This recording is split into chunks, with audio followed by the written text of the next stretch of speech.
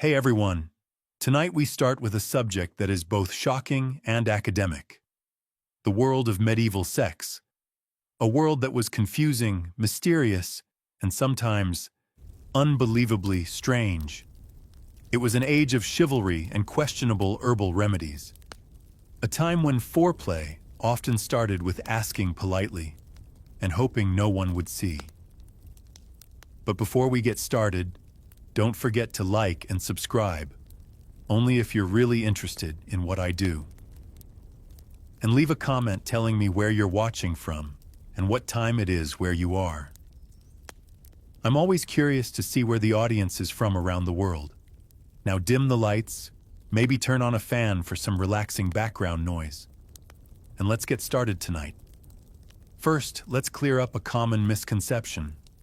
Medieval sex did not take place in romantic, candle-lit bedrooms with the sound of a lute. The truth is, the most common setting was a one-room house where the entire family lived, including children, grandparents, a few goats, and maybe a chicken who kept interfering with privacy. The concept of privacy was almost non-existent. Peasant homes were often just a single room that served as part kitchen, part bedroom, part barn, distinguished mainly by smell. If a couple wanted some privacy, they had to be creative, timing it right, keeping the volume down, and ideally, waiting until the children were fast asleep facing the wall. Curtains were a luxury, and beds were often shared. Even among the nobility, servants might sleep at the end of the bed, or stand in the corner pretending not to see. Many noble families kept records of their sleeping arrangements for religious or legal reasons. And yes, that does sound strange. Travel was no better. Inns often provided shared beds. Yes, you might have to sleep next to a stranger, which made intimacy even more confusing. Want some intimacy? First, you had to check that no one was in the bed and that they had their shoes on. If you were married, both sober and, let's say, clean, you could share a straw mattress and hope for the best. If you were unmarried, you had to be doubly quiet, triple careful.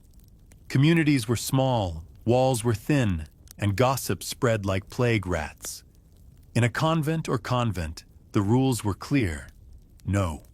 No privacy, no distractions, and certainly no whispering in the middle of the night.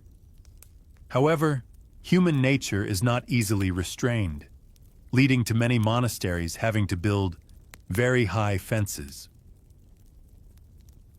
In the medieval world, nothing influenced individual life as much as the church. And the church had a lot to say about what went on behind the public curtain. According to the doctrine, the sole purpose of sex was procreation. That was it. Not for connection, not for emotional release, certainly not for pleasure. Anything else was a distraction or sin. This wasn't just Sunday sermons. It was the main thrust of the writings of bishops, theologians, and confessors. They wrote in great detail about what was allowed and what was not allowed to prevent out-of-the-box creativity. Certain days of the week were strictly forbidden, as were major feasts, fasts, holy days, and even liturgical seasons. Want to be intimate with your spouse during Lent? Please, no. Advent, also number, there are probably only a few Tuesdays left in April that are safe. Even in marriage, couples are advised to be reserved and restrained. Affection is fine, but not excessive. A 13th century manual suggests that couples should have sex without pleasure, without guilt, and as quickly as possible. A list of requirements that is extremely boring. The missionary position is the preferred method, not just because of its religious symbolism, but because it is seen as the most natural, with the least chance of offending God, the saints, or the priest. Confessors get involved too. They ask very specific questions during confession. to check if the couple has crossed any moral boundaries. Not vague spiritual questions, very specific, and sometimes extremely awkward.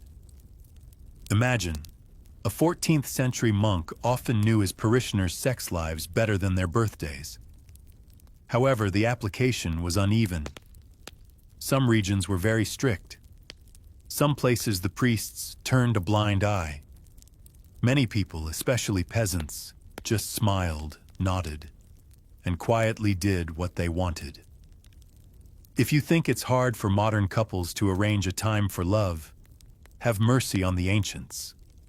They needed the liturgical calendar, the approval of a priest, and the luck of Saint Valentine, who had never been married. The church didn't just have an opinion, it was a strict prohibition. Sunday, number it was the Lord's Day. Friday, number fasting day. Wednesday, questionable. Then there's Lent, 40 days, Advent, another 40 days, holy days, feast days, full moons. Finally, the love calendar is like a spiritual obstacle course. There are even lists of forbidden days. Some confessional manuals list nearly half the year as no touching. If you're hot on forbidden days, prepare for guilt and an extra confession. A 13th century bishop once scolded a couple for being too intimate. That is, more intimate than once a month. He suggested they channel their passion into prayer. The couple, unsurprisingly, were not pleased. The aristocracy was the most closely monitored. They had priests, spiritual advisors, and little room for doing anything out of line. Peasants, meanwhile, were more flexible. They were busy worrying about crops, weather, and surviving the winter. Whether Tuesday was a holy day or not was not high on their list of priorities. Doing things on the wrong day was not only considered a sin, it was also thought to lead to sick children, punishment from God, or bad publicity. If the neighbors heard that you were having too much fun during Lent, you were likely to be the subject of gossip or receive a harsh lecture and a piercing stare. Love in medieval Europe was less about romance and more about legal contracts. If you dream of candlelit dinners, love poems, and whispers, you should read the poetry of the troubadours. In reality, marriage was a business. Daughters were traded to cement alliances, buy land, or end a dispute over a pig that ate the neighbor's cabbage. The bride might bring a dowry, money, fabrics, or a small plot of land. In return, the groom's family might promise not to be too upset. Courtship, if any, took place under strict supervision. Mothers, aunts, or the whole village, everyone could watch whether you held hands. The nobility, of course. Marriages were arranged like chess. Emotions were something that could come later, or never. A proverb from that time said, "It is better to marry a rich man with an ugly face than a poor man with dimples." How romantic. Even among peasants, the criteria for choosing a spouse were very practical. Men were judged by their land, farming tools, and the size of their oxen. Women had to be responsible, maintain their reputation, and especially not cause trouble. Just because marriages were arranged as transactions doesn't mean love didn't exist. It did, but it usually came after, rarely before. If feelings developed over time, it was a bonus, not a requirement.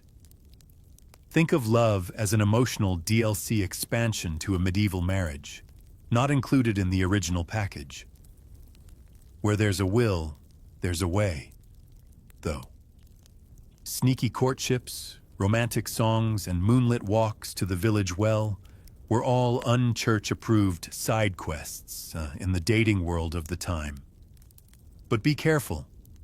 If you got caught kissing behind the cowshed, you could face public penance, a fine, or a very disappointed father wielding a pitchfork.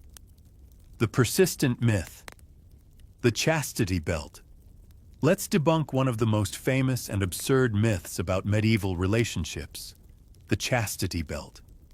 You may have seen these bizarre iron devices in movies, comic books, or the unfortunate souvenir counter at a museum.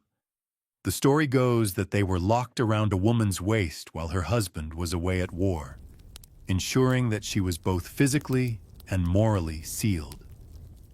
Except, that's hardly true. There's no solid historical evidence that chastity belts were widely used in the Middle Ages. Most surviving artifacts date to the Renaissance or Victorian era, periods more obsessed with medieval moral repression than historical fact. Many chastity belts were made as satire, moral warnings, or display items, not for actual use. Medieval manuscripts, which are rich in sensitive details, are silent about the mass production or use of chastity belts. No tailors advertised them, no laws regulated them, and no churches gave out chastity belts at weddings. Apparently, and bear with me, they were never a thing, and that makes sense, since their design was incredibly inconvenient. Medieval hygiene was difficult enough. Now imagine adding a rusty iron device, no instructions, a lock that required a blacksmith. Chastity belts probably caused more infections than they prevented infidelity. The church didn't like it, but the city regulated it carefully. Contrary to the rigid moral image we often have, some medieval cities operated brothels as legitimate businesses. From Germany to France, many municipalities licensed, taxed, and even zoned red light districts, centuries before the invention of the light bulb. Some even appointed officials to run them, called public women's wardens, a title that would be hard to put on a CV. The reason? Pragmatism. Authorities believed that allowing men to relieve themselves in a controlled environment would reduce the risk of more serious crimes like rape, adultery, or dancing. Of course, the church officially condemned it. But in practice, many priests turned a blind eye, even collecting rent from the brothels. If that sounds like hypocrisy, congratulations. You've understood the true nature of religious beliefs and practices of the time.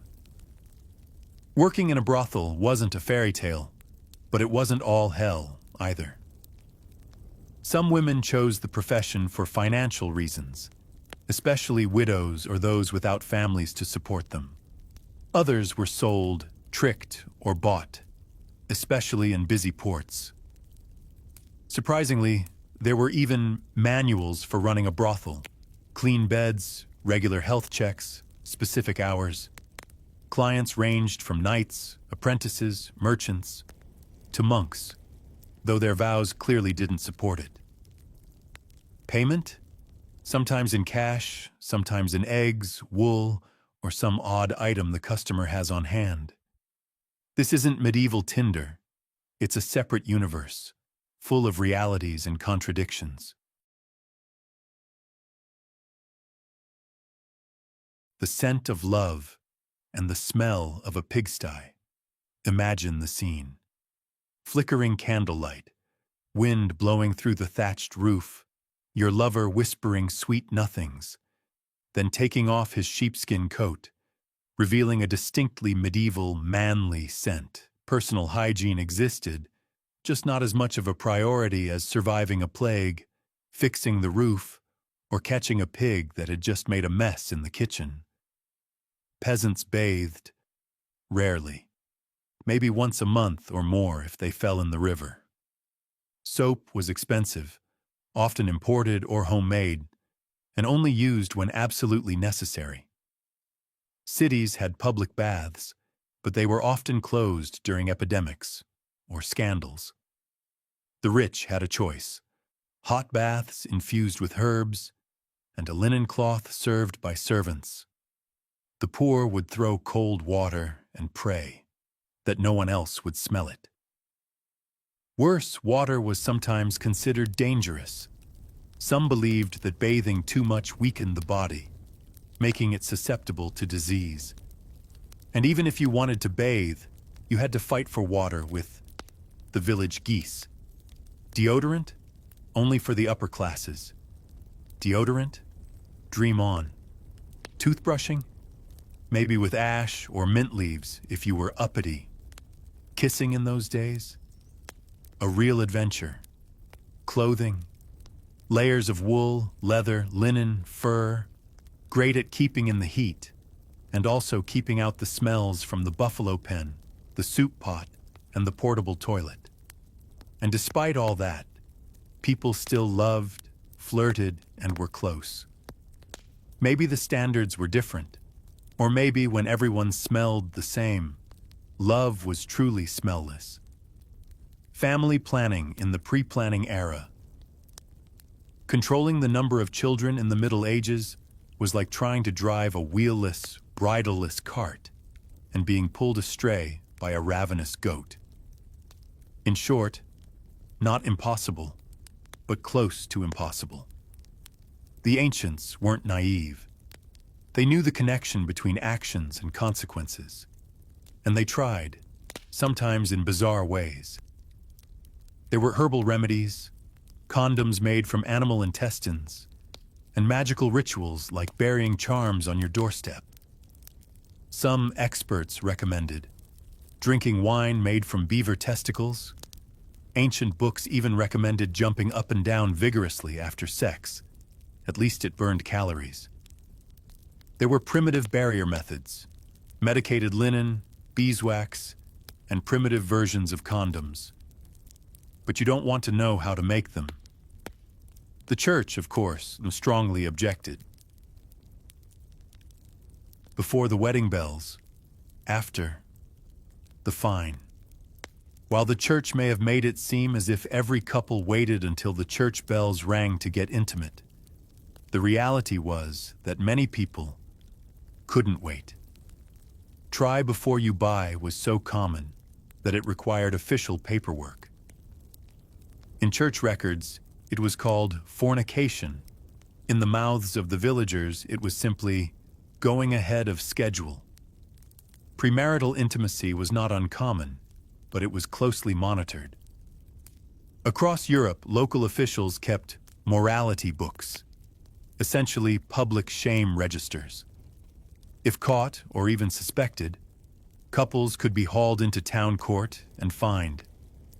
The fines sometimes went to the church, sometimes to the local government, and more than once, to the person who happened to see it all. The art of medieval snitching was alive and well. Fines varied depending on criminal records, whether or not a couple was pregnant, and whether they eventually married.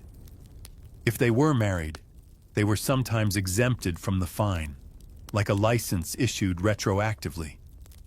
If not, they were still fined, but they might be given a discount, a so-called early bird fee. But don't forget the social consequences. Gossip spread faster than a spoiled meat pie in July. Often such cases led to handfasting, an informal engagement, enough to be considered a betrothal, and in some places, enough to justify cohabitation. The church later tried to tighten this loophole, but many medieval babies were still born a few months early, quite by accident.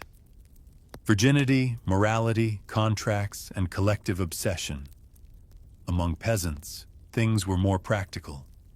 If the couple were clearly serious and already pregnant, the wedding was often rushed, sometimes in the form of a runaway wedding, gently or forcefully, pushed by both families. But in the aristocracy, things got much more serious.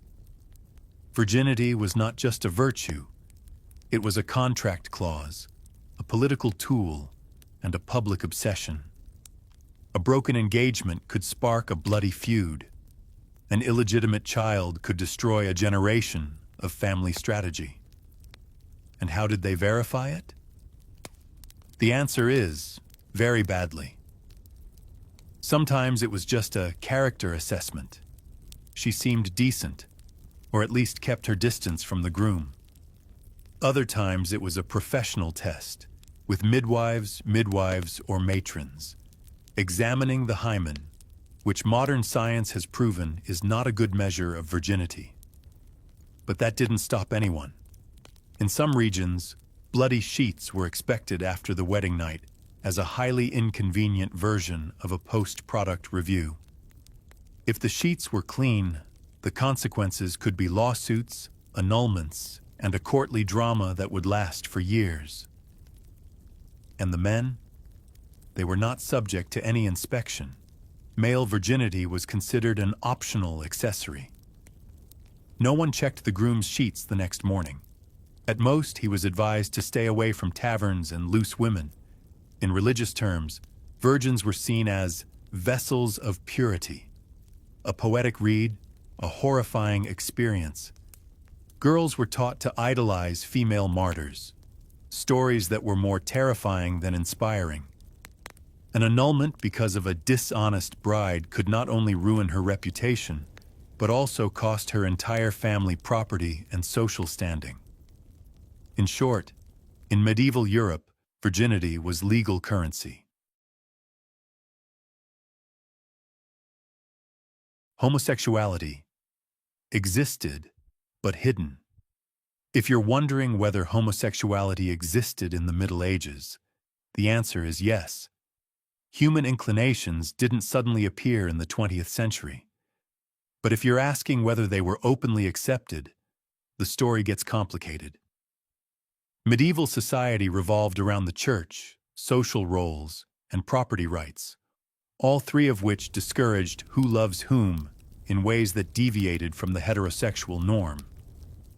Officially, homosexuality was considered a sin, lumped in with unnatural acts like dancing on a major holiday or reading too much. But punishments varied widely by region, period, and class. Peasants might be warned or lightly punished, while nobles, if they had a lot of land, they could get away with it. However, the reality was more complicated than the sermons. We have love letters, poetry, and legal records that show deep emotional relationships between people of the same sex. Monks wrote to each other in Latin in a tone that was anything but fraternal. Noblewomen slept together, pledged allegiance, and wrote passionate lines that would have made a troubadour blush. Monasteries and single-sex communities unintentionally created deep emotional bonds. Many historians debate whether these relationships were romantic, platonic, or something in between. But either way, the feelings were real, and the poetry was there. There was no such thing as gender identity as there is today. No one came out, just quiet, careful living, speaking in metaphors. There was no pride, but there were songs, stories, and pilgrimages that were very romantic. Adultery. As dangerous as juggling a knife with a live chicken, adultery in the Middle Ages was like trying to hold a live chicken while juggling knives. Dangerous, noisy, and likely to cost someone both reputation and fortune. Let's be clear. Adultery was not just a personal wrong. It was a social transgression. Marriage was a sacred sacrament, as well as a legal contract, a property agreement, and a political strategy. Breaking it was a systemic offense. For women, the stakes were much higher. A wife caught in adultery could be shamed, lose her dowry, publicly repent, or exiled, especially if there was evidence. A noblewoman caught in the act could be locked up, divorced, or discreetly disappeared from royal life. Not the scarlet letter, the scarlet exit. Men? Adultery with an unmarried woman was generally considered indecent, but rarely punished, unless the girl's family was powerful or the church was particularly strict that day. Not everyone got away with it, though. Some towns imposed heavy fines or forced public confessions. There were creative punishments, being paraded around the village in just a nightgown, or tsiki,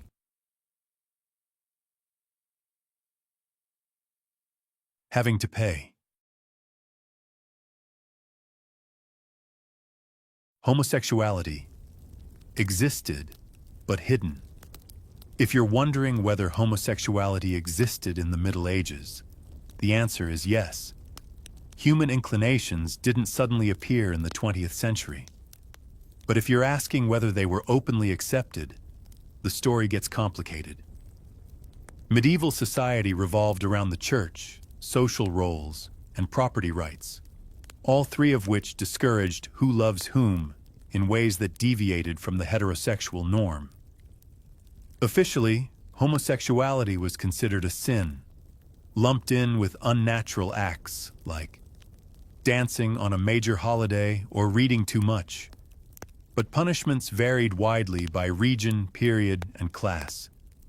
Peasants might be warned or lightly punished, while nobles, if they had a lot of land, they could get away with it. However, the reality was more complicated than the sermons.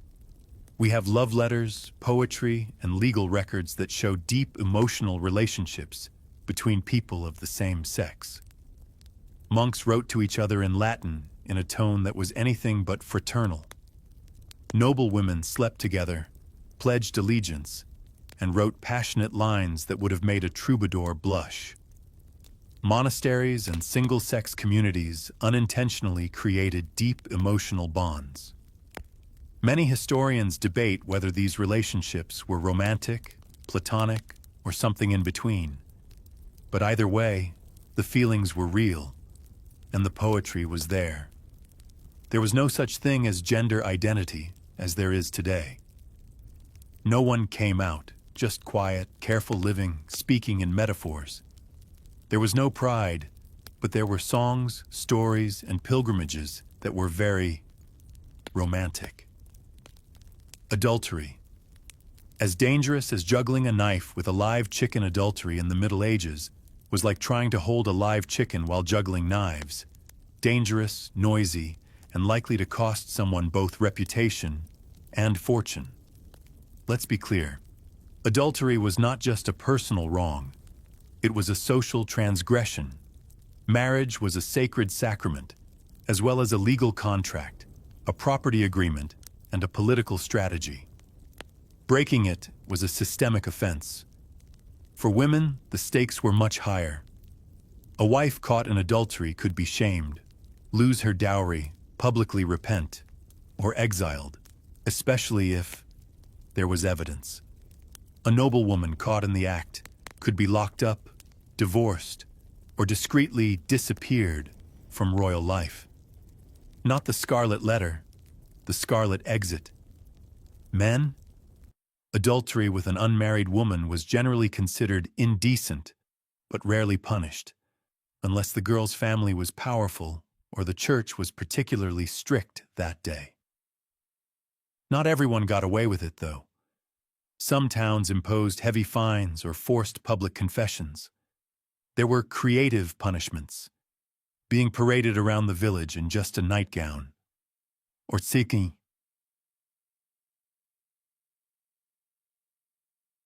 having to pay.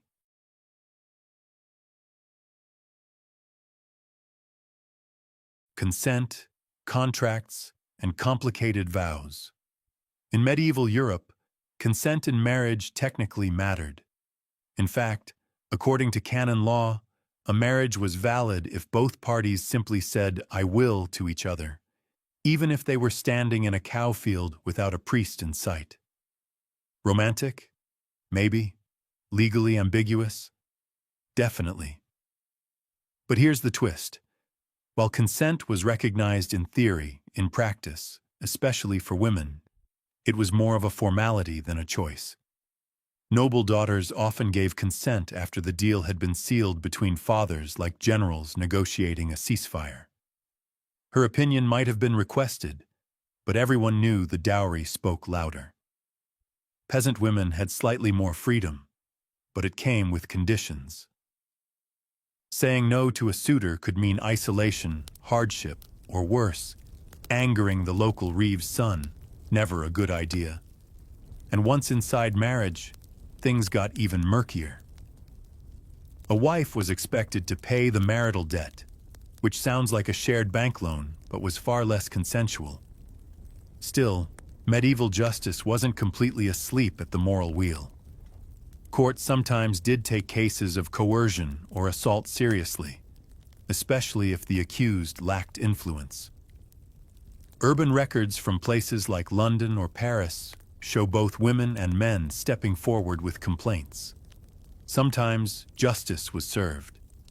Other times, at least a bit of public embarrassment was handed out. And literature? That's where the emotional tangle came alive. In courtly love poetry, knights sighed, ladies refused, and everyone performed emotional acrobatics worthy of a medieval soap opera. Consent was implied, debated, and usually ignored, but at least they knew to ask first, which is more than can be said for some. Pleasure? Proceed with suspicion. If you've ever had the sense that the medieval church was deeply suspicious of people enjoying themselves, congratulations. You've picked up on 1,000 years of theological side-eye. The official stance on intimacy. Acceptable barely, and only if you were actively trying to populate the next generation of serfs. Sex within marriage wasn't banned, logistical nightmare, but it was highly regulated. Think of it as the church's version of an emotional zoning ordinance, allowed once a month, in the dark, with minimal enthusiasm. Smiling was not encouraged. The church held up celibacy as the spiritual gold standard. Saints were celibate. Monks and nuns took vows. Even married couples were urged to abstain as a mark of holiness or exhaustion. If you and your spouse agreed to give up sex entirely, that wasn't seen as a lack of intimacy. It was halfway to sainthood. Theologians like St. Jerome doubled down. For him, even wanting your spouse was a spiritual weakness.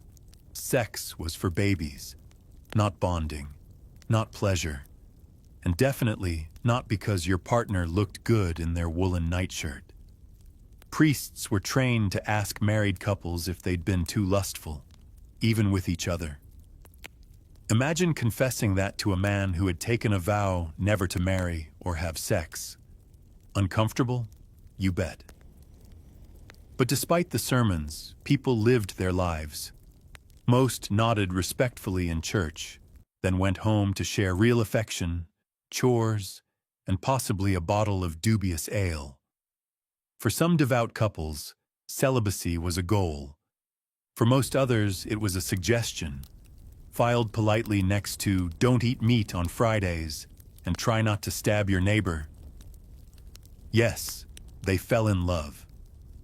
With all these rules, punishments, and herbal birth control methods that may or may not have involved beaver testicles, you might wonder, did anyone in the Middle Ages actually fall in love? Absolutely. Awkwardly, passionately, and, occasionally, happily. Love bloomed in fields, markets, and mead halls. Peasant couples flirted while hauling turnips. Nobles whispered poetry at banquets while pretending to care about falconry. Monks and nuns wrote letters dripping with emotional intensity, leaving modern scholars debating whether it was holy devotion or a slow-burn romantic novella. Courtly love stories romanticized longing, especially when it involved someone married to someone else, preferably your boss. Sure, it was emotionally impractical, but it made for excellent song lyrics. Some people even married for love. Records survive of peasants who refused arranged marriages, or even eloped. Noble rebels also existed, though their actions sent accountants and dowry managers into full-blown panic. And even the church, surprisingly, required verbal consent from both bride and groom, even if it was mumbled through gritted teeth while holding a goose as symbolic payment. And once the marriage was sealed, many couples formed strong partnerships. They worked together, raised children, endured plagues, and navigated medieval bureaucracy, a true bonding experience. Letters between spouses during times of separation, reveal genuine longing, warmth, and wit. Some widows and widowers even remarried for companionship, not convenience. Because beneath all the rituals, rules, and risk, people still wanted to love and be loved, preferably before curfew, and ideally not during Lent. Zeno and the painted porch of resilient centuries before all this medieval messiness, another man faced disaster, and instead of despair, he found philosophy. Zeno of Citium was a wealthy merchant with ships, dyes, and a Mediterranean empire in the making. But one storm near Athens changed everything. His fleet was lost, his fortune gone. Suddenly he was not a merchant, but a man wrecked, wet, broke, and standing at the edge of reinvention. Wandering through the Athenian agora, Zeno found a humble bookshop. There he picked up a copy of Xenophon's Memorabilia, a tribute to Socratic wisdom. He asked where he might find a living Socrates. The bookseller, in true philosophical fashion, pointed to a cranky man in the distance. Crates the cynic, who had once thrown away his wealth just to prove a point. Zeno became Crates' student. It wasn't easy. Crates lived in theatrical poverty, and Zeno wasn't quite ready to swap silk for sackcloth, but ideas took root. Zeno started borrowing Socratic ethics, cynic discipline, and logic from thinkers like Heraclitus. Slowly, his own philosophy emerged. He began teaching in the Stoa Poikile, the painted porch of Athens, from which Stoicism gets its name. Not a palace, not a private academy, but a public space, open to all. Fitting, because Stoicism was forged not in comfort, but in collapse. Zeno's message: the world may be chaotic, but it is not random. Beneath the mess is logos, the rational order of the universe. We may not always understand it, but it exists. The Stoic path wasn't about avoiding hardship. It was about enduring it, understanding it, and when possible, growing from it. Zeno didn't just survive his shipwreck. He transformed it into philosophy. And in doing so, he offered a framework for how to live. Not when things are easy, but when they aren't.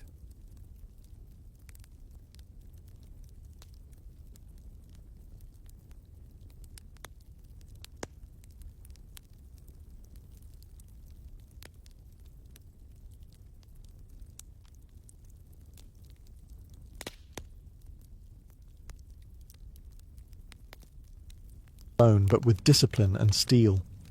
His name? Cleanthes, a former boxer who brought muscle to the mind. Cleanthes wasn't your typical philosopher. Before he ever scribbled a single scroll or stood beneath the painted porch, he was a boxer. Not metaphorically, a literal pugilist, earning his bread through sheer physical strength and relentless endurance. But when he discovered Zeno's teachings, he found a different kind of strength. The kind that didn't bruise but braced the soul. He worked by night carrying water for a gardener and studied philosophy by day. His hands were calloused, his muscles worn, but his mind unshakable. Cleanthes embodied the Stoic belief that virtue comes not from privilege but from perseverance. He didn't speak of theories he hadn't tested. If Zeno taught that one should accept hardship with grace, Cleanthes lived it every sunrise. His most famous work, the Hymn to Zeus, is a poetic tribute to Logos, the divine rationality that governs all things. But don't let the title fool you. This wasn't religious flattery. It was a calm declaration of cosmic order. Everything, Cleanthes wrote, is woven into a grand plan, even the painful parts. His Stoicism was like a glacier, silent, immense, and impossible to move. He also introduced a more emotional texture to Stoicism. While Zeno emphasized logic and detachment, Cleanthes suggested that proper emotions, like awe at nature or love for wisdom, could have a place if they aligned with reason. He wasn't arguing for indulgence, just for balance. After all, What good is a philosophy that turns you into a robot? Cleanthes wasn't flashy, and he didn't gather crowds with clever wordplay. In fact, some mocked him for being slow of speech. But what he lacked in eloquence, he made up for in steadiness. And in Stoicism, steadiness was everything.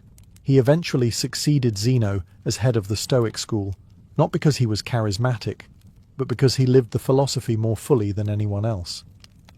His life was a kind of walking proof, a quiet testament that one could endure hardship without bitterness, question fate without rage, and remain grounded without giving up on greatness. Through Cleanthes, Stoicism gained muscle. Not the kind that wins applause, but the kind that holds your spine straight when the world goes sideways. And then came a man who sharpened Stoicism like a blade, Chrysippus, the logician who turned this porch-born philosophy into a towering system of thought. If Zeno founded Stoicism and Cleanthes gave it strength, Chrysippus gave it its skeleton. Without him, Stoicism might have crumbled into vague ideas and forgotten porch lectures. Instead, it became one of the most rigorous philosophical systems in the ancient world, thanks to a man who reportedly wrote over 700 books. Most of them now lost, but their influence? Undeniable. Chrysippus was relentless. He didn't just inherit the school from Cleanthes, he rebuilt it. Where Zeno had been reserved and Cleanthes poetic, Chrysippus was surgical. His specialty: logic. In a time when most philosophers leaned on rhetoric or emotional appeal, Chrysippus built a system of reasoning that could rival Aristotle's. He was obsessed with clarity. He believed that if Stoicism was to survive, it couldn't rely on charisma or tradition. It had to make sense. Ironclad. No loopholes. No fluff. He refined the Stoic distinction between what is in our control and what is not. He expanded their ethics, metaphysics, and physics into something coherent and unapologetically difficult. Chrysippus argued that virtue alone was sufficient for happiness, not virtue plus comfort or virtue plus friends. Just virtue, full stop. One of his most famous contributions was the lekton, a concept describing the meaning behind words. He argued that every spoken word had a sayable, a layer of content carried by speech, tied to logic. It might sound abstract, but this deepened the Stoic understanding of reason and clarity, which for them was essential to a good life. But he wasn't just dry parchment and dusty scrolls. Chrysippus had a biting wit. Once, when accused of not practicing what he preached, he supposedly replied, "Would you blame a doctor who gets sick? He still knows how to treat illness." Stoicism wasn't about pretending to be perfect. It was about trying, every single day, to close the gap between your actions and your ideals. Thanks to Chrysippus, Stoicism hardened. It became more than a comfort for shipwrecked merchants or poetic boxers. It became a discipline, something you studied, practiced, and used to cut through confusion and chaos. And that discipline would soon find its way out of Greece, into the heart of Rome, where emperors and slaves alike would grapple with its power. By the time Stoicism drifted into Rome, the philosophy had already weathered centuries of refinement. But in the hands of the Romans, it evolved from a Greek intellectual pursuit into a way of life suited for statesmen, generals, and even emperors. The Romans weren't interested in abstract metaphysics or syllogisms about lector. They wanted practicality. They faced wars, conspiracies, betrayal, and personal ruin, and they needed a system that could hold their inner world steady, while the outer world collapsed. Stoicism, with its focus on self-mastery and virtue in the face of chaos, was a perfect fit. Enter Seneca the Younger, philosopher, playwright, and reluctant advisor to the notoriously unstable Emperor Nero. Seneca wasn't born into hardship. He was a wealthy elite, well-educated, and dangerously close to power. But despite his position, his writings reveal a man deeply aware of life's fragility and the corrupting lure of comfort. In his letters to Lucilius, Seneca preached restraint, mindfulness, and simplicity. He warned against being ruled by emotion or desire, and yet his own life was a battlefield between Stoic ideals and political compromise. He amassed wealth even as he wrote about frugality. He served a tyrant even while writing about virtue. But rather than discredit him, this tension makes him more relatable. Seneca didn't pose as a saint. He was painfully aware of his contradictions. His advice to others often came with a quiet self-rebuke. "I am not a wise man," he wrote, "but a lover of wisdom." And maybe that's the most Stoic thing of all, not to claim mastery, but to pursue it humbly. While Seneca offered Stoicism to the elite, another Roman gave it to everyone else. Epictetus, a former slave. Crippled and impoverished, Epictetus owned nothing, not even himself, and yet he taught that true freedom comes from within. "You may chain my leg," he said, "but not even Zeus can conquer my mind." To him, life's hardships weren't obstacles. They were training grounds for virtue. His teachings, preserved by his student Arrian, became a Stoic manual for inner liberation. In Rome, Stoicism was no longer just philosophy. It was armour, mental armour. And soon, that armour would be worn by the man who ruled the known world, Marcus Aurelius, emperor, warrior, and the most unlikely of all, a philosopher king. It's one thing to read philosophy in peace. It's another to write it on the front lines of war, while ruling an empire crumbling at its edges. Marcus Aurelius, crowned emperor of Rome in 161 CE, was a man born into unimaginable privilege. And yet, his reign was anything but comfortable. Plagues swept across the empire. Germanic tribes pushed at the borders. His co-emperor Lucius Verus died early. His generals betrayed him. And worst of all, his own son, Commodus, would grow into the tyrant he had hoped never to raise. Amid all this, Marcus didn't write speeches or propaganda. He wrote to himself, quiet, personal reflections later compiled into the Meditations. Never intended for publication, these pages offer a window into a Stoic mind under siege. They read not like declarations from a throne, but like whispered reminders from a tired man trying to stay upright. "Begin each day by telling yourself," he wrote, "Today I shall meet with interference, ingratitude, insolence, disloyalty, ill will, and selfishness." That wasn't pessimism. It was preparation. Marcus believed that by expecting hardship, he could face it without being thrown off course. To him, people's actions were not insults. They were reflections of their ignorance. And his duty wasn't to control others, but to control himself. He often reminded himself, "You could die tomorrow. You could die today. So act now, not with anxiety, but with purpose." That wasn't despair. That was clarity. Despite commanding legions and managing a vast empire, Marcus was obsessed with inner life. He believed you could be surrounded by chaos and still remain untouched if your mind stayed anchored in reason and virtue. He rarely indulged in cruelty. He rejected opulence, and while he couldn't always live up to Stoic ideals, who could? He returned to them like a compass in a storm. Marcus Aurelius didn't invent Stoicism, but in many ways he lived it more visibly than anyone before him. He proved that Stoicism wasn't just for philosophers in togas or ascetic monks.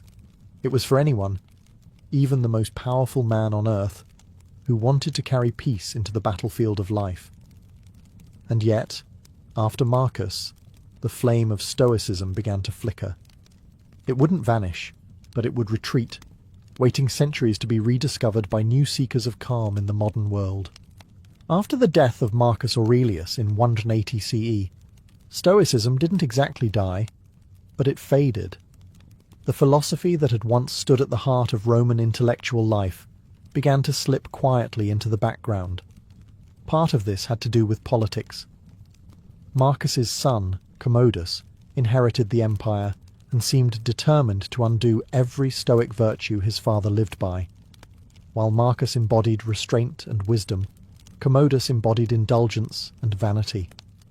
The Roman court became a theatre of excess, and philosophy had no role in the spectacle.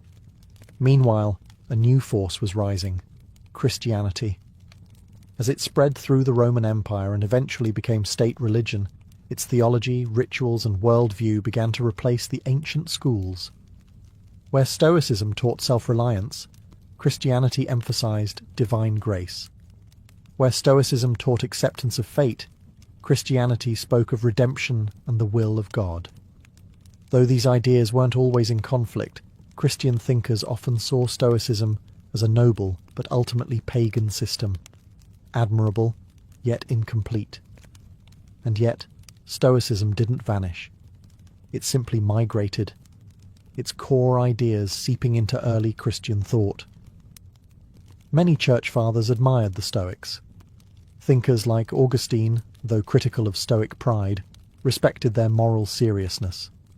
And monastic traditions, especially among Christian ascetics, borrowed heavily from Stoic discipline. Silence, simplicity, denial of luxury, and the examination of conscience, all of these would have felt right at home in the writings of Epictetus or Seneca. Throughout the medieval period, Stoicism became a sort of background philosophy, respected by scholars, cited by monks, but rarely practiced in full. It was no longer a public movement or a street-side school. It was a whisper in the margins, kept alive by scribes, theologians, and the occasional curious mind. But survival is sometimes stronger than success. Stoicism's quiet endurance meant that when the intellectual winds shifted centuries later, during the Renaissance and the Enlightenment, its ideas would be ready to return. For all its decline, Stoicism had left seeds buried in the soil of Western thought. And when people once again sought clarity, purpose, and strength without illusion, those seeds would bloom. And one day, they'd even show up in places no ancient philosopher could have imagined, in self-help books, leadership seminars, and yes, on your favourite podcast. Stoicism's comeback didn't arrive with a scroll in hand. It came through blogs, books, and podcasts. After centuries of quiet influence, the ancient philosophy found itself suddenly reborn in the digital age, repackaged for a world buzzing with distractions, anxieties, and the pressure to constantly optimize everything. In the 20th century, philosophers like Pierre Hadot began peeling back the layers of Stoicism, reminding readers that it wasn't just an intellectual exercise, it was a way of life. Not cold, but contemplative. Not harsh, but healing. Hadot argued that ancient philosophy was originally a spiritual practice, and Stoicism, more than any other school, was meant to be lived, not merely read. That message hit home for a new generation. In the early 2000s, authors like Ryan Holiday helped usher Stoicism into the mainstream with accessible books like The Obstacle is the Way and Ego is the Enemy. Drawing on Marcus Aurelius, Seneca, and Epictetus, Holiday framed Stoicism as a practical toolkit for resilience, something you could use whether you were launching a startup, coaching a sports team, or just trying to survive a bad Monday. Tech leaders and entrepreneurs soon latched on. Tim Ferriss, Naval Ravikant, and others began citing Stoic texts like instruction manuals for high-performance living. The idea was simple. In a world that moves fast, thinks shallow, and craves constant validation, Stoicism offers an antidote: stillness, control, and clarity. Even mental health professionals took notice. Therapies like cognitive behavioral therapy, CBT, borrow heavily from Stoic principles. Challenge your thoughts. Focus on what you can control. Don't let emotion dictate action. Sound familiar? But the revival wasn't without criticism. Some said modern Stoicism had been stripped of its depth, turned into motivational wallpaper for productivity bros. And there's truth to that. Not every inspirational quote on Instagram reflects the rigour or humility of ancient practice. Still, the fact remains. Stoicism survived not because it was trendy, but because it works. When life goes sideways, when we lose a job, face a diagnosis, or wake up unsure of our place in the world, Stoicism reminds us, you can't control what happens, but you can control what you become. That message has never been more timely, and so we arrive at the present, where ancient wisdom quietly guides modern minds. Today, Stoicism exists in a paradox. It is an ancient philosophy designed for inner peace, now living in a world obsessed with noise. Scroll through social media and you'll see a quote from Marcus Aurelius, sandwiched between cat videos and stock tips. Open a bestseller list, and there it is again. The Daily Stoic, waiting to be your morning mental vitamin. Somehow, a 2,300-year-old porch philosophy is trending. But Stoicism isn't popular because it's fashionable. It's popular because it addresses a very specific modern hunger, mental clarity in a world of confusion. When everything feels out of control, the economy, relationships, climate, algorithms, Stoicism offers a map inward. It teaches us to focus, not on the chaos around us, but on the choices we still own. The central questions remain the same. What is in your control? What kind of person will you choose to be, regardless of circumstance? And unlike some philosophies that demand total withdrawal from the world, Stoicism invites us to participate. Go to work, raise your kids, serve your community, but do it from a place of calm, not craving. Action, yes, but grounded action. In that sense, Stoicism is a kind of rebellion, not the loud, sign-waving kind, but a silent resistance against impulsiveness, distraction, and emotional chaos. It's the discipline to pause before reacting, the courage to stay kind in a cruel moment, the humility to know you're not the center of the universe, but you are responsible for how you move through it. More than ever, people are returning to this simple clarity. Athletes use it to manage pressure. Veterans use it to process trauma. CEOs use it to lead without ego. Teenagers, overwhelmed by the constant flood of comparison and digital noise, turn to Epictetus for a lifeline. Of course, no philosophy is a magic cure. You'll still feel grief, still fail, still lose your temper.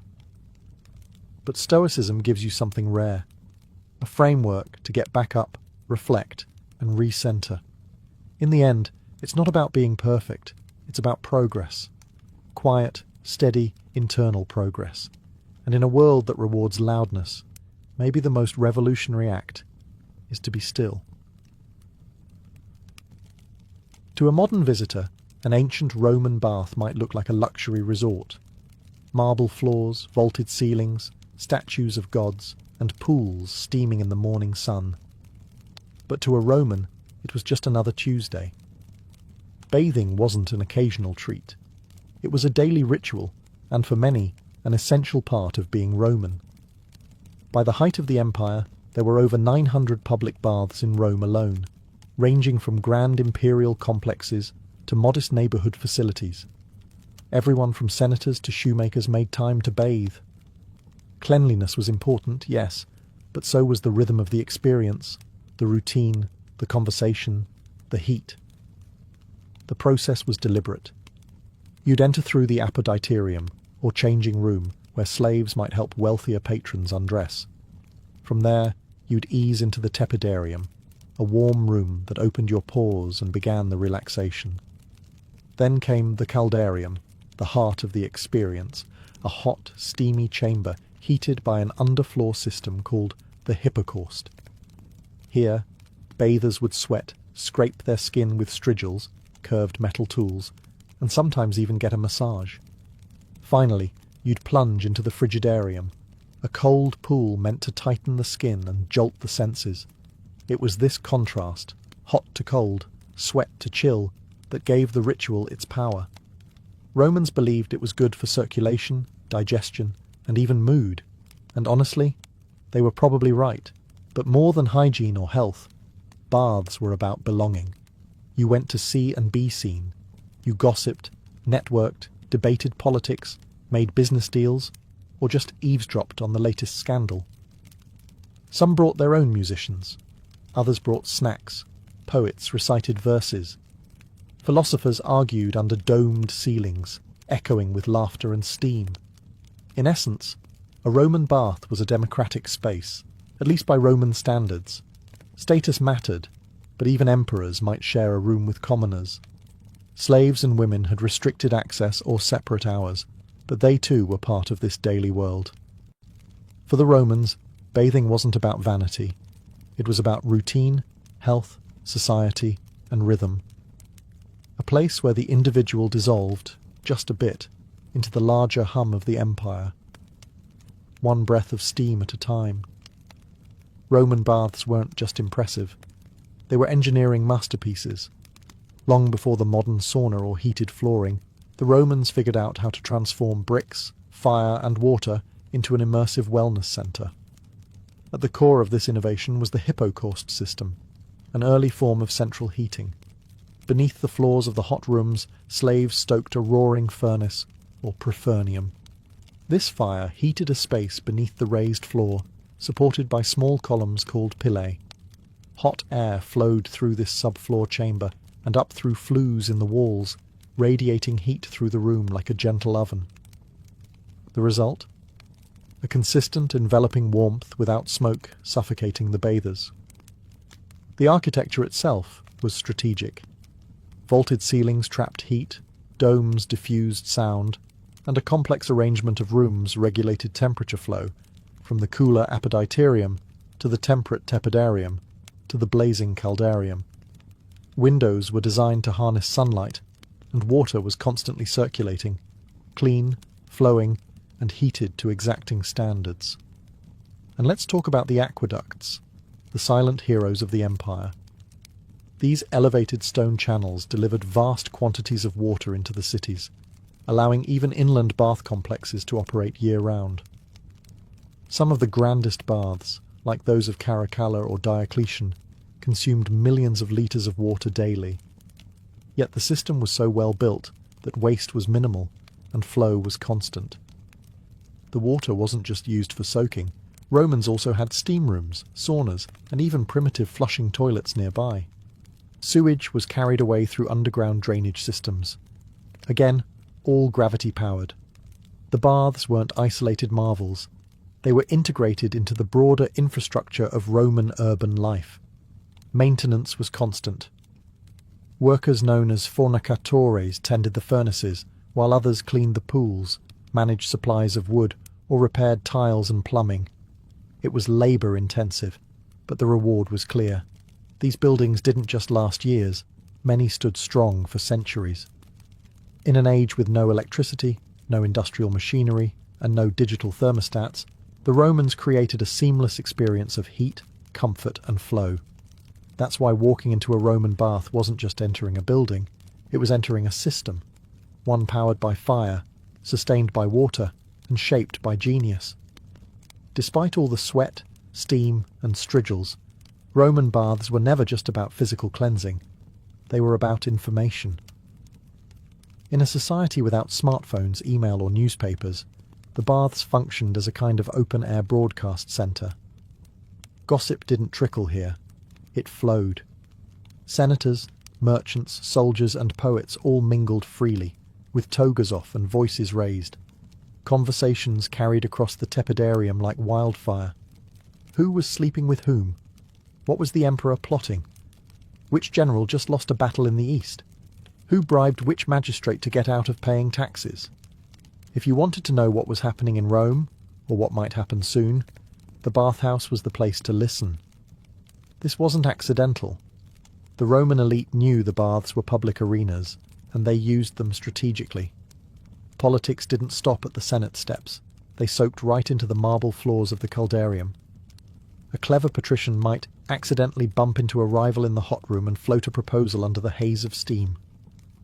Or perhaps a patron would meet a client to reaffirm loyalties, offer advice, or drop a veiled threat, all while lounging in the pool.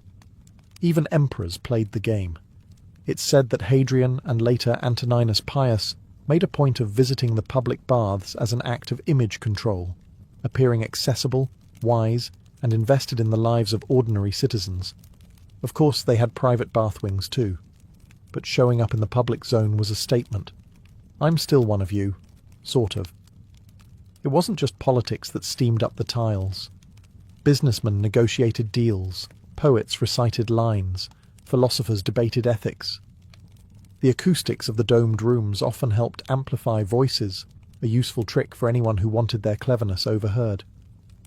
In a strange way, the bathhouse was Rome's version of Twitter, Wall Street, and the Senate floor, all at once. It was unfiltered, buzzing, and deeply performative, but it was also where strategy was born. Real decisions, military, financial, personal, often started here, far from the formal halls of power. Because when everyone is half naked, sweating and relaxed, masks fall away. And in the steam, the real empire whispered its plans. To the Romans, bathing wasn't just about feeling fresh or looking polished. It was a critical part of health and medicine. The bathhouse was where ancient wellness philosophy met practical self-care. Doctors recommended it. Philosophers endorsed it. Even the military encouraged it. Hot water, cold plunges, sweating, and massages were all believed to purify the body and balance the humours. The four fluids the Romans thought governed health: blood, phlegm, yellow bile, and black bile. If these got out of balance, you got sick. But a visit to the baths, with its cycle of heating, scraping, and cooling, could supposedly restore that balance. And there's some logic to it, even by modern standards. The heat of the caldarium opened pores, relaxed muscles, and helped with circulation. The cold plunge in the frigidarium reduced inflammation and invigorated the senses. The skin was scraped clean with strigils, which removed dirt, oil, and dead skin. Afterward, many Romans received massages using scented oils, sometimes infused with herbs, sometimes just olive oil. Today, we might call this detoxing or hydrotherapy. They just called it daily life.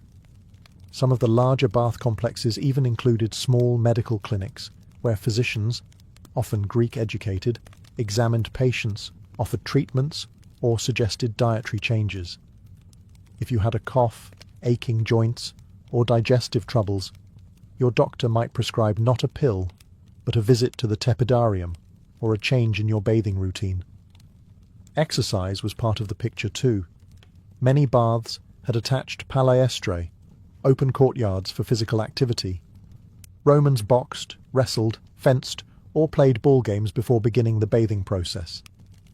The idea was to work up a sweat before entering the steam rooms. Health wasn't passive. It was earned, one push-up and plunge at a time. Even mental health wasn't ignored. The rhythm of the bath, its slow, deliberate transitions from room to room, encouraged reflection. Some Stoics and Epicureans even wrote about the baths as places to clear the mind and tame the emotions. In many ways, Roman baths were ahead of their time, an integrated space for exercise, cleansing, socializing, and healing. A kind of ancient wellness centre, with better mosaics and slightly more gossip. For the Romans, a healthy body wasn't a goal. It was the foundation of virtue, clarity, and strength, and the bathhouse was where it all began. Walking into a grand Roman bathhouse wasn't just stepping into a building. It was stepping into an aesthetic experience. The architecture, the materials, the very air, everything was designed to impress, soothe, and elevate. From the moment you entered the apoditerium, changing room, you were surrounded by elegance. The walls were often painted in vivid frescoes, mythological scenes, pastoral landscapes, or even cheeky caricatures. Marble benches lined the room, niches held clothing, and on the better days, musicians played softly in the background while your sandals were taken by a servant. Then came the baths themselves. The tepidarium was usually the most beautiful room, designed as a kind of warm antechamber to the hotter and colder extremes. It was often circular or rectangular, with high vaulted ceilings, colourful mosaics on the floors, and large windows that diffused the afternoon light. The ceilings were sometimes coffered or domed, supported by columns of Egyptian granite or local stone. The caldarium, the hot room, featured heated pools and steam. You'd see bronze or terracotta braziers, and sometimes gilded taps that flowed with heated water. The floors were warm beneath your feet, thanks to the hypocaust system, and the air shimmered with heat. decorative fountains and statues added a touch of divine elegance. Apollo, Venus, and Hercules all made appearances. The Frigidarium, cool and serene, was usually the largest and most striking space. Its cold pool reflected a ceiling often covered in painted stars or geometric patterns. The water itself glistened, sometimes lit by small skylights or open oculi that allowed a beam of sunlight to cut through the mist. There was a quiet stillness here, a contrast to the chatter and bustle of the earlier rooms. Everything in the Roman bath was designed to inspire awe. The use of imported marble, colourful tilework, and advanced geometry wasn't just vanity, it was a statement. The baths were the empire distilled into stone, orderly, refined, and proudly extravagant. Even smaller local baths took design seriously. Mosaics often warned bathers with humorous Latin phrases like "Cave Canem, beware of the dog," or "Balneum Gratum, the bath is pleasant." These were spaces meant to charm the eye, calm the spirit, and remind you, in case you forgot, that you were living in the greatest civilization on Earth. And all of that before you even got wet. While Roman baths were public spaces in theory, not all Romans experienced them equally. The bathhouse was a microcosm of Roman society, a place where lines blurred, but never fully disappeared. Let's start with class. In the grand thermae of Rome, like those of Caracalla or Trajan, emperors might bathe in the same rooms as commoners. That sounds democratic, but social distinctions still lingered. The wealthy often arrived with entourages, slaves to carry towels, oils, and even portable benches. They could afford private massages or extra services in nearby rooms. Some larger baths had exclusive sections, scholae, reserved for upper-class patrons. Even in the shared pools, there was an unspoken hierarchy. You might rub elbows with a senator, but you weren't about to chat him up. Then there was gender. Men and women did not usually bathe together. Most large bathhouses offered separate hours or separate wings. Some emperors, like Hadrian, enforced strict segregation. Others, like Commodus or Elagabalus, allowed, or even encouraged, mixed bathing, much to the horror of conservative Roman moralists. Women's access depended on time, location, and the whims of local officials.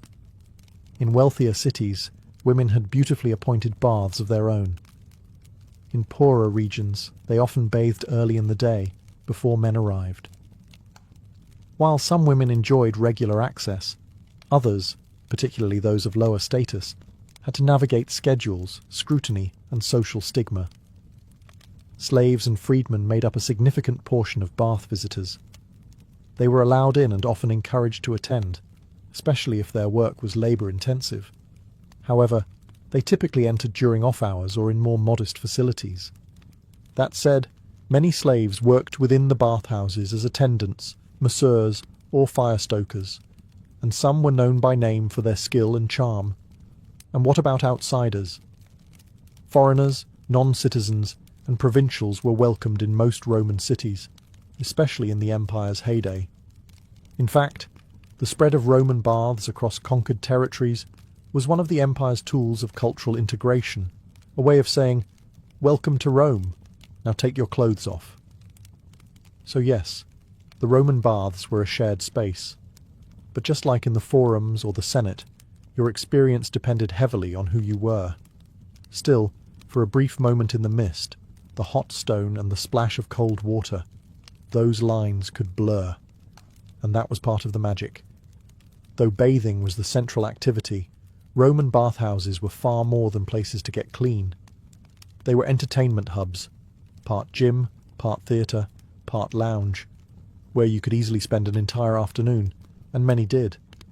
In fact, larger bath complexes resembled ancient leisure centres. After a workout in the palestra, a courtyard used for wrestling, boxing or ball games, you might take a stroll to the library, located just off the main hallway. Yes, many baths had libraries. Romans could relax with scrolls by Cicero or Virgil, blending physical rejuvenation with intellectual stimulation. A healthy body and a healthy mind both were on the menu.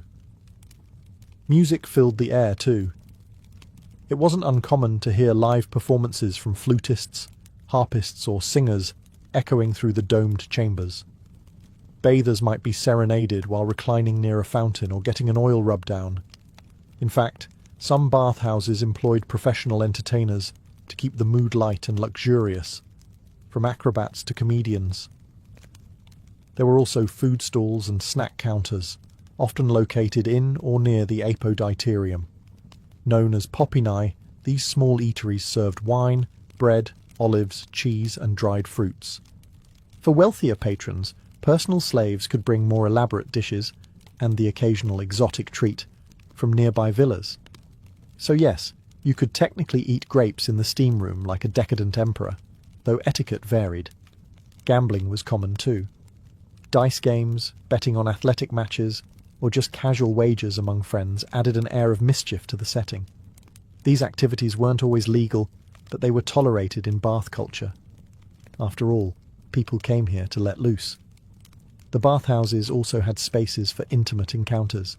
Some rooms functioned as private lounges or even brothels, depending on the time and location. Morally ambiguous? Definitely. But Roman society had a much different view of public space, privacy, and sensuality than we do today. And the steamy, dimly lit atmosphere of the Caldarium only added to the allure. One of Rome's most remarkable achievements wasn't just building an empire, it was standardizing the Roman experience across thousands of miles. And that included baths. From the misty highlands of Britannia to the deserts of North Africa, and from the forests of Gaul to the sands of Syria, the Roman bath became a unifying symbol of Roman identity. Wherever the legions marched and the engineers followed, they built roads, forts, and bathhouses. These provincial baths weren't just carbon copies. They reflected local resources and customs while still following the essential Roman layout: apoditarium, tepidarium, caldarium, frigidarium. In cold climates like Britain or Germania, the hot rooms were especially important. In warmer places like North Africa or the Levant, some bathhouses expanded the shaded colonnades and cooled pools, offering relief from the blistering sun. Cities like Timgad in Algeria, Jerash in Jordan, and Bath in England all featured impressive thermae, often with mosaics, sculptures and inscriptions celebrating imperial generosity. These weren't just public works, they were propaganda in stone. Every polished marble slab and steaming pool reminded locals, this is Rome, and Rome takes care of its people. But baths also played a critical role in cultural integration. For newly conquered peoples, the bathhouse served as a soft introduction to Roman customs. You might still speak your own language at home, but once you stripped off your clothes and stepped into the steam, you were participating in a Roman ritual, one that transcended ethnicity, origin, or local tribe. It also became a mark of urbanization. A city wasn't truly Roman until it had proper baths. They often came bundled with forums, amphitheatres and temples, creating civic centres that mirrored those of the capital. Bathing, then, wasn't just about hygiene, it was about civilization. Of course, local twists remained. In Syria, baths sometimes incorporated Eastern architectural styles and mixed-gender spaces. In Britain, Celtic traditions subtly influenced the bathing sequence, and in Egypt, older Hellenistic models blended with Roman designs to create hybrid complexes with lush courtyards and incense-filled chambers. No matter the local flavour, the Roman bath became a universal experience, one that made an empire feel cohesive. A place where even at the farthest frontier, you could close your eyes in the Caldarium and, for a moment, feel like you were in the heart of Rome. Like so much of Roman civilization, the glory of the baths didn't last forever. As the empire weakened in the 4th and 5th centuries CE, so too did the great bathhouses. What had once been daily rituals for millions slowly slipped into disrepair, abandonment, and, eventually, ruin. Several factors contributed to this decline. First, the empire's economy crumbled under the weight of inflation, military overreach, and political instability. funding the maintenance of vast bath complexes, which required teams of workers, constant fuel for the hypocaust, and clean water from aqueducts, became unsustainable. Then came the breakdown of infrastructure. Aqueducts fell into neglect or were deliberately destroyed during invasions.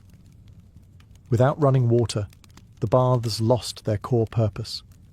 The once bubbling caldariums went dry, and the marble halls echoed with silence. Religion also played a part. As Christianity became dominant, public bathing, especially mixed or nude bathing, came under increasing moral scrutiny. Church leaders saw the baths as symbols of pagan indulgence and bodily vanity. While some Christian emperors tried to preserve the public health function of the baths, others shut them down or repurposed them into churches, monasteries, or administrative buildings. And yet, the legacy of Roman baths endured. In the Islamic world, the tradition continued through hammams, bathhouses that carried forward many Roman innovations, heated rooms, steam treatments, and communal cleansing rituals. These spread across the Middle East and North Africa, preserving the essence of Roman wellness in a new religious and cultural framework. In Europe, spas and mineral baths became popular during the Renaissance and later Enlightenment, especially in places like Bath, England, and Baden-Baden, Germany. These revived bathing as a therapeutic and social activity, echoing the Roman model even as the empire itself was long gone. Today, the ruins of Roman baths still captivate visitors. The baths of Caracalla, the Stabian baths in Pompeii, and countless smaller sites across Europe and the Mediterranean remind us that Rome didn't just conquer through the sword, it conquered through comfort, engineering, and shared ritual. Roman baths may have crumbled, but their spirit lives on. In our gyms, our spas, our hot showers, and our quiet moments of self-care. In a way, every time we draw a hot bath or sit in a sauna, we're channeling a bit of the empire, steam rising, tension fading, time slowing, just as it did 2,000 years ago. In ancient Egypt, medicine didn't live in a laboratory. It lived in the temple, the home, and the world of the gods. Healing was not just a science, it was a spiritual art, and the person who treated your illness might just recite a spell while applying a poultice to your wound. That's because Egyptian medicine was deeply intertwined with religion. Illness, to them, wasn't only about injury or infection. It could also be caused by the wrath of a god, the invasion of a malevolent spirit, or a disruption in Mayat, the cosmic order that governed all things. So, doctors, known as SWNBU, weren't always working alone. They often collaborated with priests who specialized in ritual and incantation. Together, they formed a dual force of treatment, one applying remedies, the other invoking divine protection. Temples were more than places of worship, they were centers of healing. Specific temples, like those dedicated to Imhotep, the architect, physician, and later deified healer, served as proto-hospitals. People would sleep there in hopes of divine dreams that revealed the source of their ailment or the cure itself. This was called incubation, and it was a respected method of diagnosis. Medical training was rigorous. Physicians studied scrolls like the Ebers Papyrus and Edwin Smith Papyrus, which outlined hundreds of remedies, procedures, and case studies. These documents show that while the Egyptians invoked gods, they also observed symptoms, recorded outcomes, and developed surprisingly advanced techniques, from wound suturing to dental care. But make no mistake, incantations were not just decorative. Many prescriptions included spells as ingredients. A broken bone might be treated with honey and linen, plus a recitation to ward off evil spirits. Psychological conditions, now recognized as mental illness, were seen as spiritual afflictions, often requiring the intervention of a priest or magician. To us, this fusion of medicine and mysticism might seem contradictory, but to the Egyptians, it was holistic. Body, mind, and spirit were part of the same continuum. Healing one meant addressing all. In the land of the Nile, to be a healer was to walk between two worlds, with one hand mixing herbs and the other raised toward the gods. Long before stethoscopes and lab tests, ancient Egyptian physicians relied on their senses and experience. They became masters of visual diagnosis, feeling pulses, examining wounds, and interpreting subtle signs in the body to understand what was wrong, even if they believed the root cause might be spiritual. The first step in diagnosis was always observation. Physicians would examine a patient's posture, skin colour, breath, and even urine or feces to search for visible or olfactory clues. Was the swelling soft or hard? Did the discharge smell sweet or foul? These observations weren't just guesswork. They were documented, compared, and passed down through generations. The pulse held particular significance. The Egyptians called it the speech of the heart. They believed that the heart was the centre of a system of channels, similar to a network of irrigation canals, through which air, blood, and spirit flowed. If the pulse was irregular or weak, it suggested that one of these vital channels was blocked or disturbed. Although their anatomical understanding wasn't perfect, their conclusions often reflected real symptoms and led to logical treatments. Yet when no physical explanation was found, the physician would turn to spiritual causes. Was the illness a punishment from a god? A curse from an enemy? A lingering spirit refusing to leave the body? In such cases, diagnosis involved more than examination. It required consultation with a priest-magician, dream interpretation, or even astrological analysis. The alignment of stars and the behaviour of sacred animals might factor into the final verdict. In texts like the Ebers Papyrus, physicians categorized diseases based on patterns. They didn't always know why something happened, but they knew what usually followed. For instance, they could identify the stages of an infected wound or the course of a fever.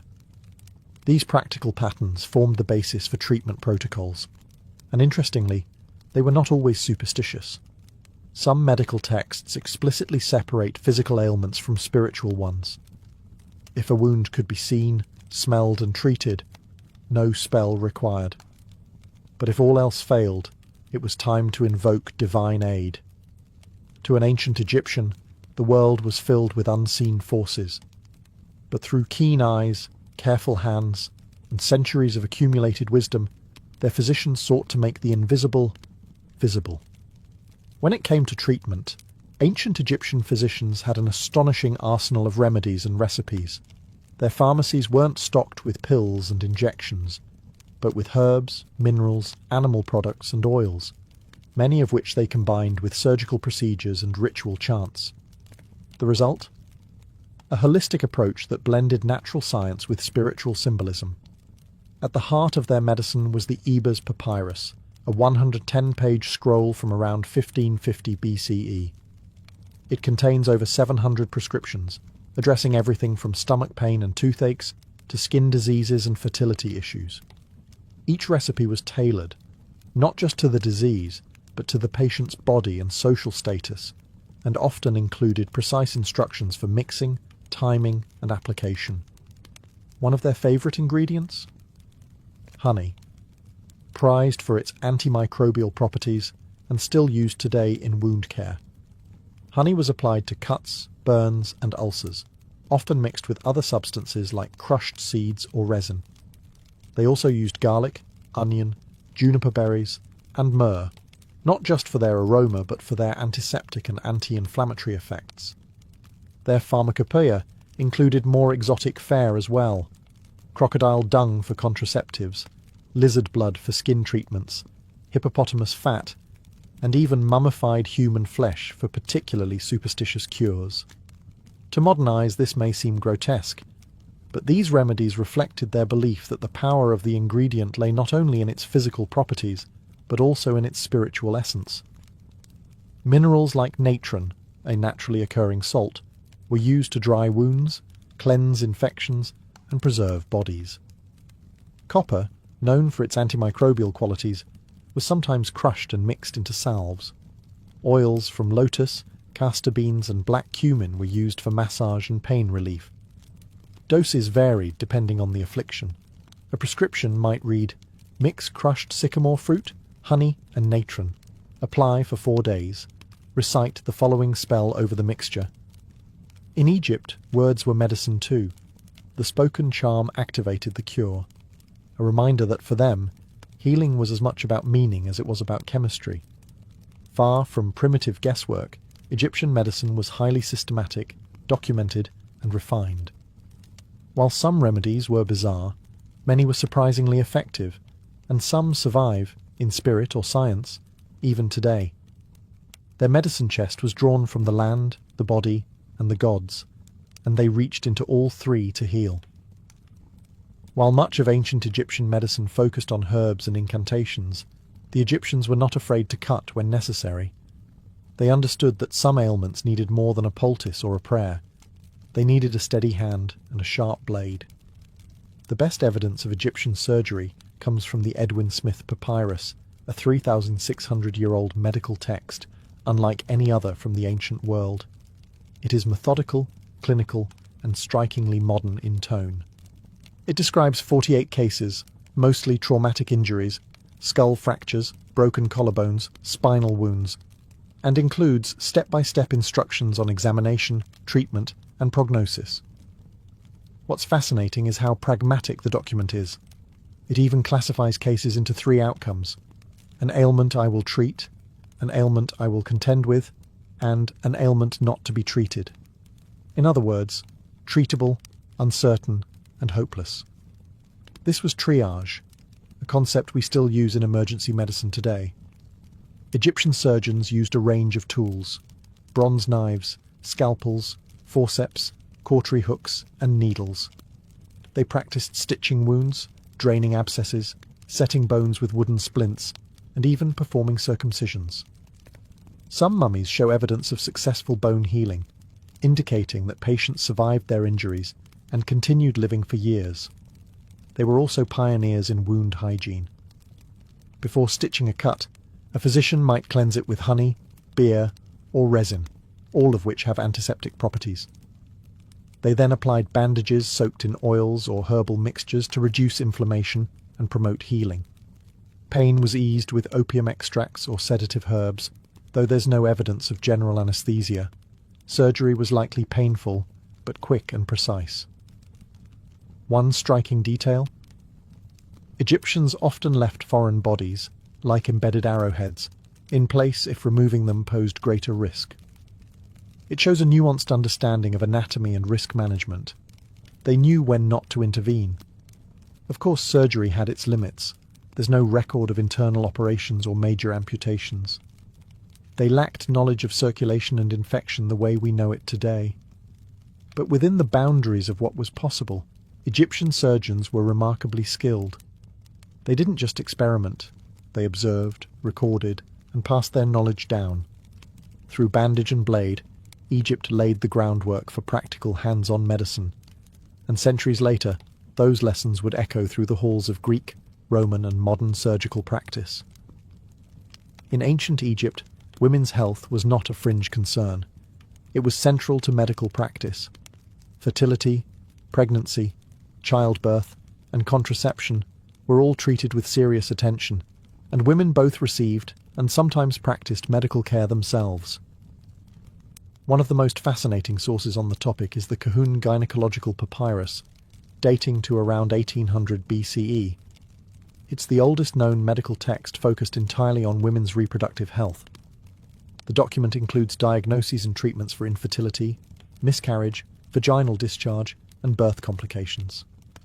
And like other Egyptian texts, each entry follows a familiar structure: the symptom, the examination, the diagnosis, and the treatment. Sometimes purely medical, sometimes magical, often both. For pregnancy, diagnosis began with clever experimentation. One common test involved having a woman urinate on barley and emmer wheat seeds. If the barley sprouted, she was said to be carrying a boy. If the emmer grew, a girl. If neither sprouted, she was not pregnant. Believe it or not, modern tests suggest this method may have had a modest accuracy, likely due to hormone levels affecting germination. Contraceptives were another area of focus. Ancient physicians used mixtures like honey, acacia leaves, and ground dates, inserted as a kind of barrier. Some recipes included crocodile dung, which sounds alarming, but was likely used for its sticky texture and symbolic potency. These were primitive forms of spermicides and barriers aimed at preventing conception. During childbirth, midwives took the lead. They used birth bricks, platforms on which the labouring woman squatted, and offered both physical and spiritual support. Incantations were spoken to ward off the demoness Amit, who was believed to cause miscarriages or birth complications. Protective amulets, especially those depicting Taweret, the hippo goddess of childbirth, were worn to ensure a safe delivery. If labour was difficult, treatments ranged from massaging the womb with castor oil to having the mother breathe in herbal infusions or drink mixtures to stimulate the body's opening. Caesarean sections were unknown. If the birth could not be completed naturally, tragedy often followed. Still, much of Egyptian obstetrics was remarkably advanced for its time. It reflected a culture where fertility was divine, womanhood sacred, and life itself a process watched over by both healer and God. In the cradle of civilization, they respected the cradle of life, with every chant, every herb, every whispered hope. To modern minds, the blend of magic and medicine might seem contradictory, but in ancient Egypt, the two were inseparable. Healing the body meant treating the visible symptoms and the invisible forces, and sometimes the cure came as much from a spoken word as from a poultice. The Egyptians believed that illness could be caused by many things: natural imbalances, bad food, injury, but also curses, malevolent spirits, or the will of angry gods. If you broke your leg in an accident, that was one thing.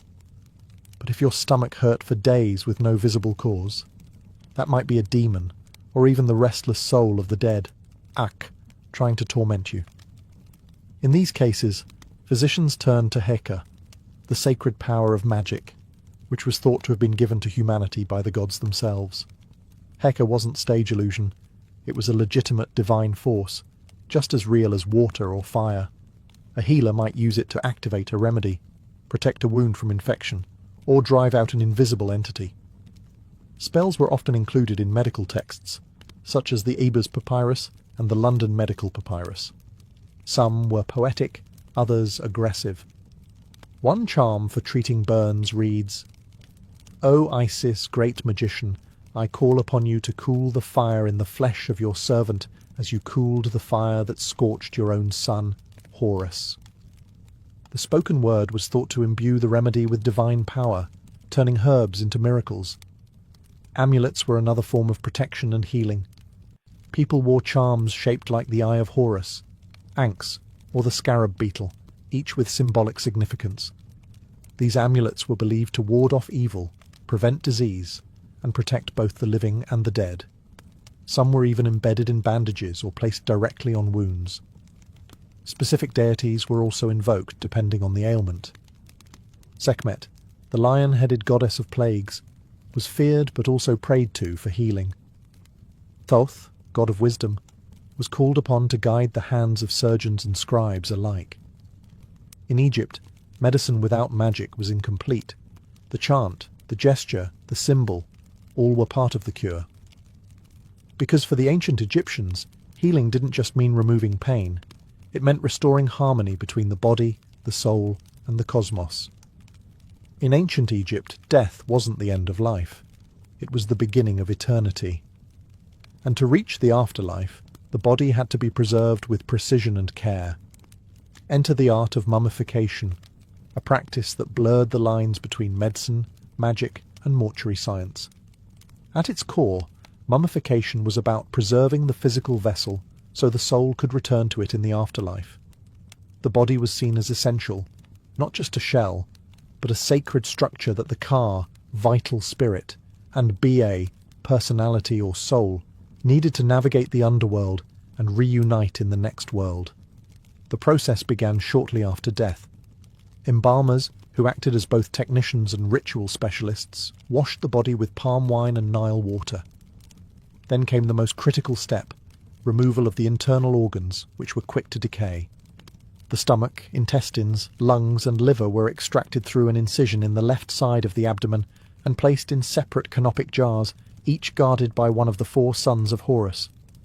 The brain, curiously, was considered unimportant and was removed through the nose using metal hooks. The heart, believed to be the seat of intelligence and emotion, was often left in place, though in later periods it too was removed and replaced with a sacred amulet.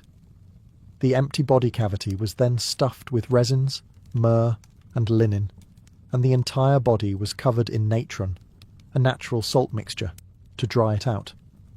After 40 days, the body was washed again, anointed with oils, and wrapped in hundreds of yards of linen, layer upon layer, often with protective amulets placed between folds. Each step was accompanied by spells, hymns, and rituals, particularly from the Book of the Dead. These invocations protected the deceased from demons and prepared them for judgment in the afterlife. The embalmer often wore a mask of Anubis, the jackal-headed god of mummification, to symbolize divine authority. In many ways, mummification was the Egyptians' most advanced medical procedure, a blend of anatomy, chemistry, and spiritual engineering. It wasn't about saving a life. It was about preserving it forever.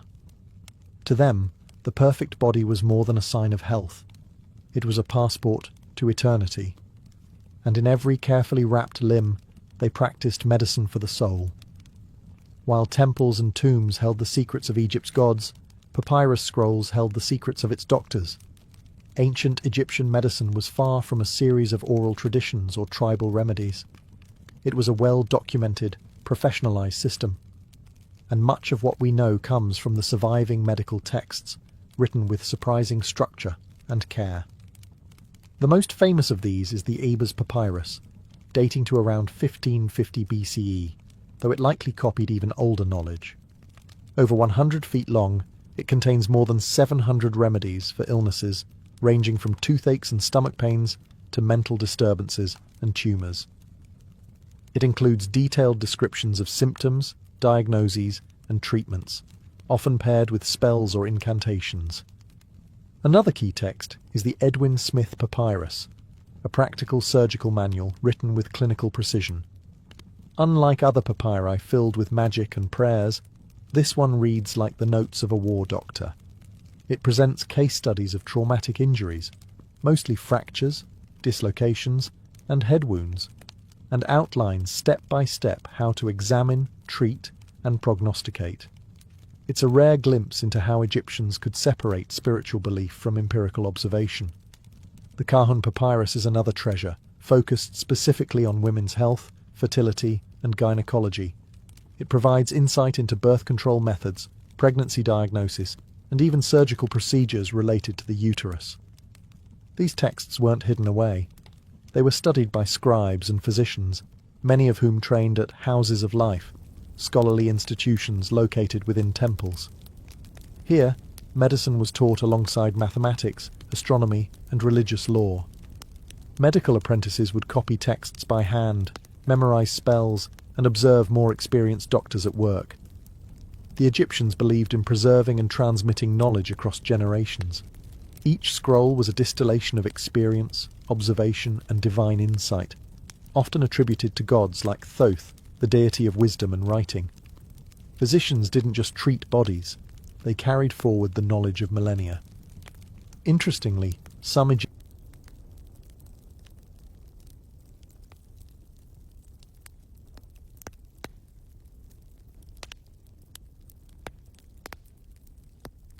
reunite in the next world. The process began shortly after death. Embalmers, who acted as both technicians and ritual specialists, washed the body with palm wine and Nile water. Then came the most critical step: removal of the internal organs which were quick to decay.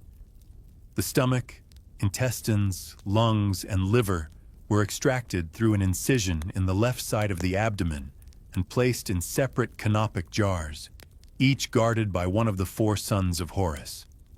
The brain, curiously, was considered unimportant and was removed through the nose using metal hooks. The heart, believed to be the seat of intelligence and emotion, was often left in place, though in later periods it too was removed and replaced with a sacred amulet.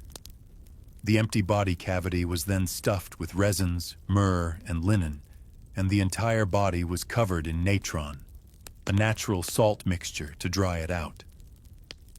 After 40 days, the body was washed again, anointed with oils, and wrapped in hundreds of yards of linen, layer upon layer, often with protective amulets placed between folds. Each step was accompanied by spells, hymns, and rituals, particularly from the Book of the Dead. These invocations protected the deceased from demons and prepared them for judgment in the afterlife. The Embama often wore a mask of Anubis, the jackal-headed god of mummification, to symbolize divine authority. In many ways, mummification was the Egyptians' most advanced medical procedure, a blend of anatomy, chemistry, and spiritual engineering. It wasn't about saving a life, it was about preserving it forever. To them, the perfect body was more than a sign of health. It was a passport to eternity. And in every carefully wrapped limb, they practiced medicine for the soul. While temples and tombs held the secrets of Egypt's gods, papyrus scrolls held the secrets of its doctors. Ancient Egyptian medicine was far from a series of oral traditions or tribal remedies. It was a well-documented, professionalized system, and much of what we know comes from the surviving medical texts, written with surprising structure and care.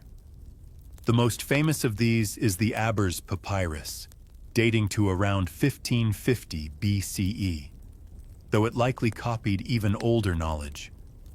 Over 100 feet long, it contains more than 700 remedies for illnesses ranging from toothaches and stomach pains to mental disturbances and tumors. It includes detailed descriptions of symptoms, diagnosis, and treatments, often paired with spells or incantations. Another key text is the Edwin Smith Papyrus, a practical surgical manual written with clinical precision. Unlike other papy filled with magic and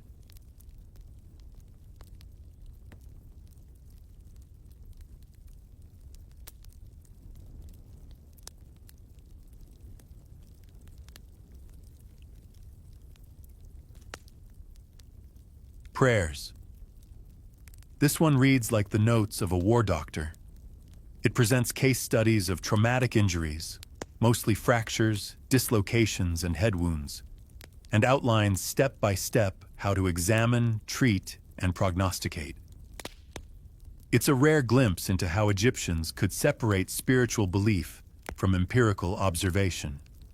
The Kahun Papyrus is another treasure focused specifically on women's health, fertility, and gynecology. It provides insight into birth control methods, pregnancy diagnosis, and even surgical procedures related to the uterus.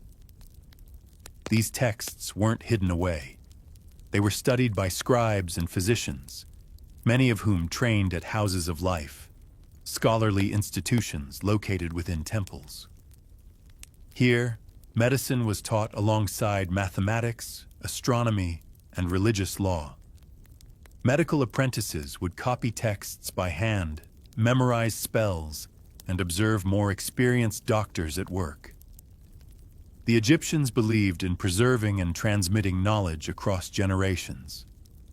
Each scroll was a distillation of experience, observation, and divine insight, often attributed to gods like the deity of wisdom and writing.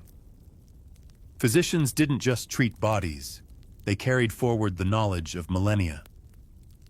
Interestingly, some Egyptian medical ideas made their way to Greece, especially through figures like Hippocrates and Galen, who studied Egyptian practices and praised their methods. Egypt's influence on classical medicine is undeniable. In an age where much of the world relied on superstition alone, Egypt gave us one of the first examples of recorded, repeatable, and structured medical science. Written in ink, bound in papyrus, and passed on with purpose.